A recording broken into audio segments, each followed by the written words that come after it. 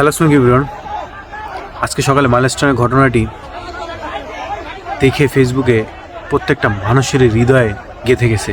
ছোট বাচ্চারা কি পরিমাণ কষ্ট পাচ্ছে আজকে। সবাই দোয়া করবেন যাতে ওরা সুস্থ হয়ে মায়ের বুকে ফিরে যেতে পারে।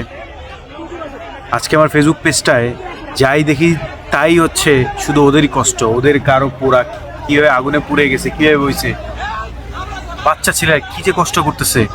তবে একটা কথা বললেই নয়, এখানে অনেক দলের মানুষরা যাচ্ছে, ভিডিওতে দেখেন তা দেখতে পাবেন, অনেক দলের মানুষ যাচ্ছে ভিজিট করতে। ভাই, তোমরা ভিজিট করতে যাও, ওদের পাশে দাঁড়াও, কিন্তু তোমাদের সমাবেশ নিয়ে যেও না যাতে ওদের কষ্ট হয়, ওদের হসপিটালে যেতে কষ্ট হয়। তোমাদের একটু হৃদয়ের জ্ঞান আল্লাহ কবে দিবে ভাই? ওরা বাচ্চা ছেলে, ওদেরকে যত তাড়াতাড়ি সম্ভব ওদের মেডিকেশনের ব্যবস্থা করো।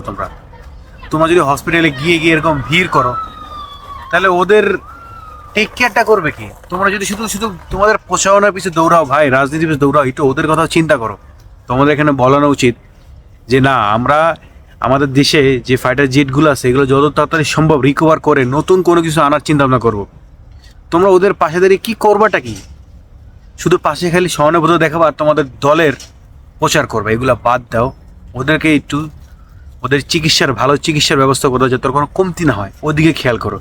তোমাদের দল না নিয়ে শো আপ করে একটু ওদের কথা চিন্তা করো।